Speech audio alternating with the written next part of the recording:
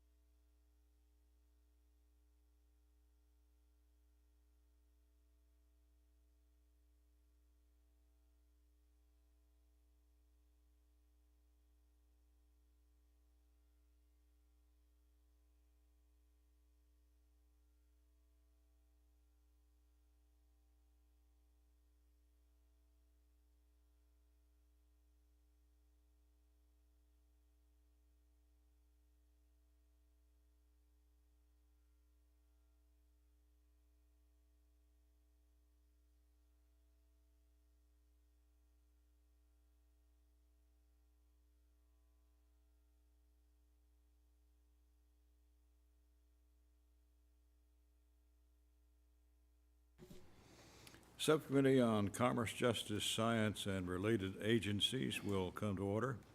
Good morning, everyone. Glad to have you here. We love you, but we want to finish our work and let you go. So, welcome to the Markup. Today, the subcommittee marks up the fiscal 24 Commerce, Justice, Science, and Related Agencies Transportation Appropriations Bill. The fiscal situation facing the nation requires some very significant and difficult spending reductions. The need for reductions was reflected in the budget resolution that passed the House and in the 302B allocation we were given. Accordingly, this subcommittee produced a strong bill that right-sizes agencies and programs. We did this by scaling back many unsustainable spending levels to fiscal year 2022 levels or lower. Despite the limited allocation, we are prioritizing the fight against fentanyl and efforts to counter China, including innovation and manufacturing initiatives, space exploration, and scientific research. I'm pleased to describe some of the highlights of the bill for you today, but first, I want to mention the ranking member, the gentleman from Pennsylvania, Mr. Cartwright. He's been a good partner throughout our intensive hearing schedule and a positive and cooperative force in providing vigorous oversight of the agencies under our jurisdiction. I want to acknowledge the rest of the subcommittee members as well. Your participation has been excellent. It's been a pleasure to work with each of you, and especially your staff, working with committee staff. And finally, I want to also thank Chairwoman Granger, who's been an outstanding leader throughout the appropriations process this year, and Ranking Member DeLauro for her contributions to the work of the committee. The Commerce, Justice, Science, and Related Agencies Appropriations Bill provides net new spending of $58.383 billion for programs under the jurisdiction of the subcommittee, which is $23.765 billion below the fiscal year 2023 enacted level. So this is an austere, to say at least, an austere budget. The bill also provides a non-defense discretionary total of $52.383 billion, which is $23.527 below the fiscal year 23 enacted level, and $31.964 billion below the fiscal year 2024 President budget request, and a defense discretionary total of $6.293 billion, which is $238 million below the fiscal year 23 enacted level, and $678 million below the fiscal year 2024 President budget request. This bill prioritizes the Drug Enforcement Administration, National Aeronautics and Space Administration, and National Science Foundation, while freezing, reducing, or eliminating funding for non-essential activities. The United States must maintain a competitive advantage over China.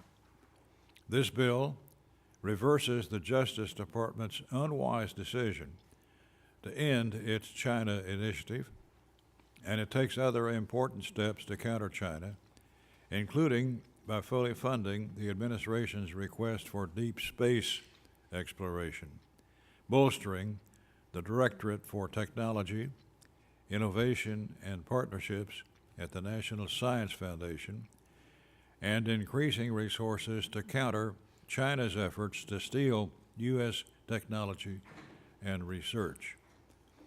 Many agencies with important missions are subject to reductions in this bill because Congress must act immediately to reverse the out-of-control growth of the federal government. For these agencies, particularly at the Department of Commerce, the committee's support continues, but at fiscally responsible levels. Finally, the bill utilizes the power of the purse to address the weaponization of the Federal Bureau of Investigation and bring an end to the overreach of the Bureau of Alcohol, Tobacco, Firearms, and Explosives. Americans' faith in the Department of Justice seems to be at an all-time low. Many believe the FBI and ATF sometimes employ unnecessarily aggressive tactics and don't hold themselves to the same standards by which they hold the subjects of their investigations. This bill mandates reforms that will help refocus the Justice Department on its core missions, such as defending the U.S. against terrorism and espionage, and combating child exploitation. Americans need the Justice Department to eliminate bias from within its ranks and stay above the political fray. Finally, I want to recognize the subcommittee staff, including our clerk, Stephanie Godboy, Ali Adcock, Elizabeth Barzak, Chris Esparza, Ben Turpin, and Elizabeth Marcus. Hard work on their part in preparing this bill before us today, and we all thank the staff for doing great work.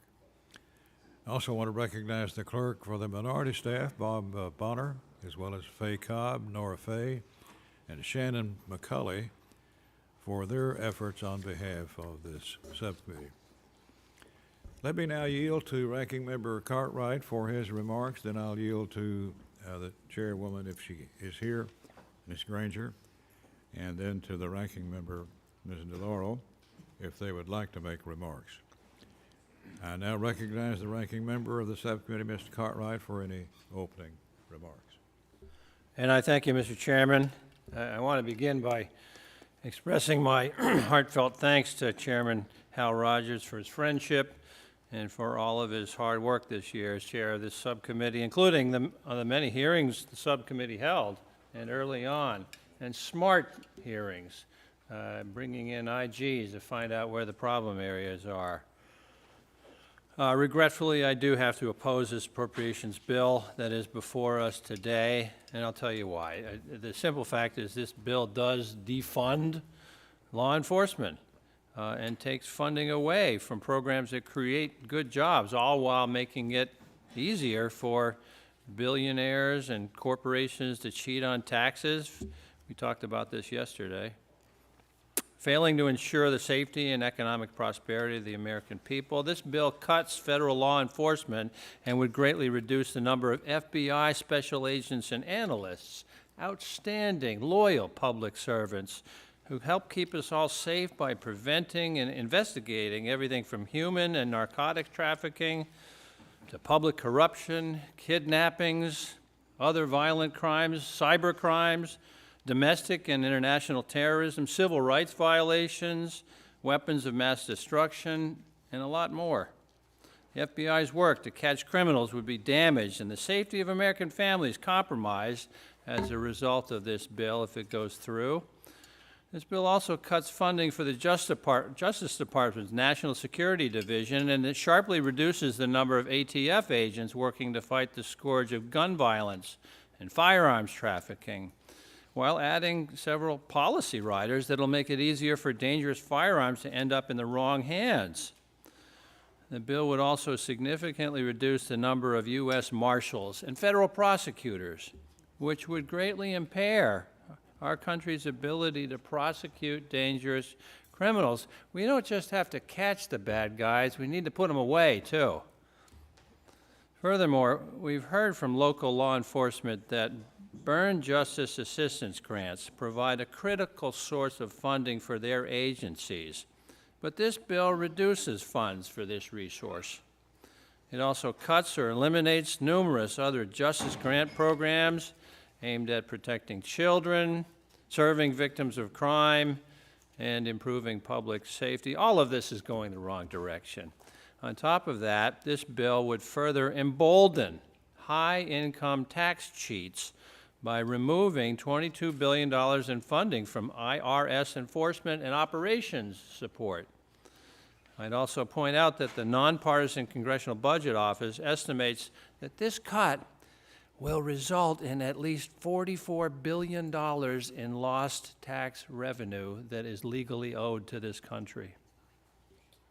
Simply put, this bill makes lawbreaking a lot easier in so many different ways, and it makes Americans less safe. But that's not all. This bill slashes funding for numerous other programs aimed at empowering distressed communities and individuals, Economic Development Administration grants, which help create jobs and revitalize local economies through investments that largely serve rural areas. And communities facing high unemployment are gutted by more than 50%. The Legal Services Corporation, which provides basic civil legal aid to the poorest American families, seniors, and veterans, is cut by $71 million. The Equal Employment Opportunity Commission, which protects Americans from job discrimination, is cut by $35 million. And last but not least, the operating budget of the National Weather Service is cut by 15% below the current level, which will degrade our nation's ability accurately and quickly to forecast severe weather. This is about business. You know, the National Weather Service is within the Commerce Department. Don't forget that. For all of these reasons and more, I urge my colleagues to reject this bill. This process doesn't end with the subcommittee's action today, and we can and have to do better. This is not my chairman, Al Rogers' first rodeo. I think he was chairing this subcommittee when I was in short pants. Spare me. Sorry for loading you up with that image, Mr. Chairman.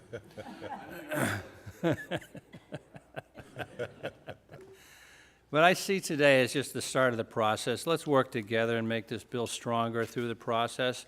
As I told my subcommittee chair and my other subcommittee, Chairman Womack, yesterday, let's come back to the table and make it stronger. I yield back, Mr. Chairman. Thank you very much, Mr. Cartwright. Now let me recognize Ms. DeLauro, the ranking member of the full committee, for any remarks that she would care to make.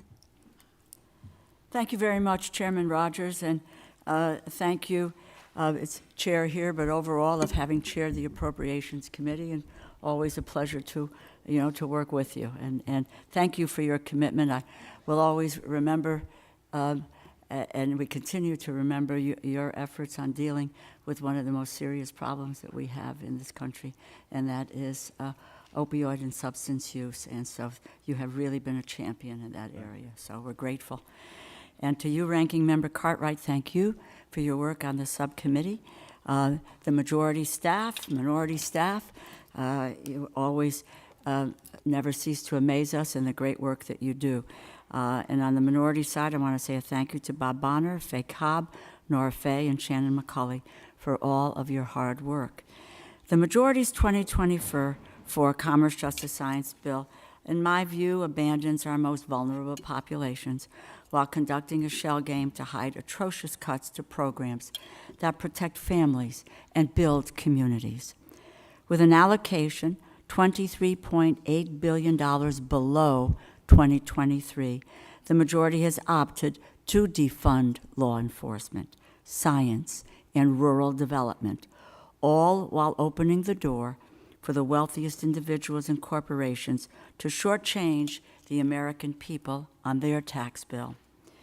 It's shameful that the majority's baseless attacks on federal law enforcement have made the leap from irresponsible rhetoric into appropriations language. Continued cuts to the FBI, to the Alcohol, Tobacco, Firearms, and Explosives Agency, to U.S. attorneys' accounts of nearly $1 billion. That will result in fewer agents, fewer analysts, and ultimately fewer prosecutions of criminals. All because, apparently, the majority does not like an independent Department of Justice investigating the alleged criminal activity of certain individuals. This is naked politicization of our criminal justice system, and we cannot allow political influence over law enforcement activity to become the norm. Within the Office on Violence Against Women, the majority has completely eliminated funding for programs focused on restorative justice, culturally specific services, underserved populations, financial assistance, campus assault, and LGBTQ specific services. Out of the state and local law enforcement account, we see even more programs that provide critical resources for our most distressed and at-risk communities completely eliminated. Community violence intervention and prevention grants, hate crime prevention grants, community-based approaches to advancing justice, and the National Center for Restorative Justice, all completely gutted. The bill also cuts juvenile justice programs, including a $65 million cut to the Title V delinquency prevention incentive grants, and $11 million cut to missing and exploited children's programs. I really find it hard to even find the words for that I would see this committee abandon children at their greatest time of need, while making it easier for the well-off to cheat on their taxes. But here we are. This bill is an attack on children, on victims of crime, on the men and women of the Department of Justice and the department's programs that ensure resources go directly to the communities that desperately need assistance. While decimating federal law enforcement, this bill also makes unfathomable cuts to economic programs that our most underserved communities, our rural communities, have relied on. Just $211 million for economic development, the Economic Development Administration grant programs, takes us back to 2014 and 51% below last year's amount. EDA is a widely recognized program. It is historic. It is a critical program that has well served the American public in economically distressed communities since the 1960s. A plundering of this magnitude will result in the elimination and severe underfunding of programs that provide ground-up support to kickstart local economies and bring back good jobs. These programs, by the way, mainly invest in the revitalization of rural localities and our most distressed local communities, and the majority has shamelessly opted to leave them behind. Finally, the majority is draining resources from the scientific institutions that provide economically critical and often life-saving information.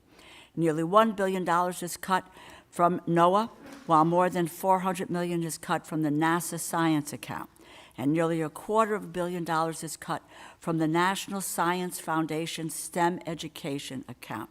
Cuts to the National Weather Service would mean less reliable forecasts, less warning time before severe weather strikes businesses, schools, and families that rely on the data provided by the agency.